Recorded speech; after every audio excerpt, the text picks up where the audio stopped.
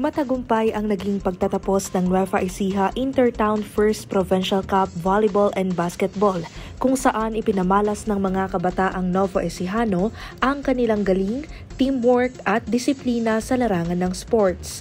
Sa mainit na laban ng basketball, Cabanatuan City D1 ang tinanghal na kampyon matapos talunin ang Cabiao sa score na 86-79.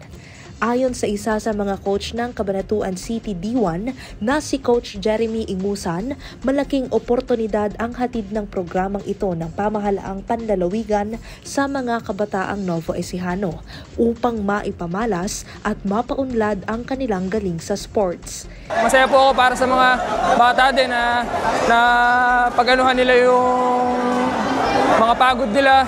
Nag-paid off po lahat ng practice nila. Kaya credits po talaga sa kanila. Kay Gob at kay Vice, maraming salamat po sa paliga na ginagawa niyo po na to. Marami po kayo natutulungan na mga bata, mga ano natin ng mga basketball. Thank you po sa lahat ng tulong niyo sa amin. Hindi rin nagpahuli ang volleyball teams ng lalawigan.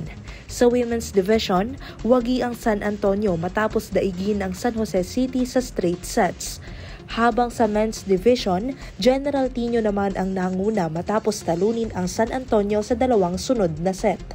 Bukod sa championship game, naging highlight din ang halftime show prize giveaway kung saan maswerteng nag-uwi ng brand new TVS Neo NX 110 motorcycle si John Bert Francisco mula sa bayan ng San Antonio.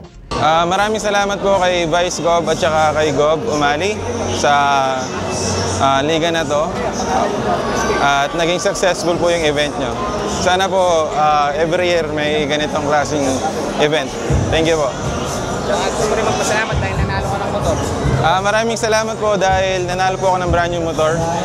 Nagsimula ang Nueva Ecija Intertown First Provincial Cup Volleyball and Basketball noong August 30, 2025 sa pangunguna ni na Governor Oye Umali, Vice Governor Lemon Umali at SK Federation President at Board Member Armela Cruz bilang bahagi ng kanilang layuning suportahan at palakasin ang mga kabataang Nuevo Ecijano sa larangan ng sports. Kasama si Jeff Gonzalez at Tom Manzanal, ako po si Carmel Joy Miguel nag-uulat.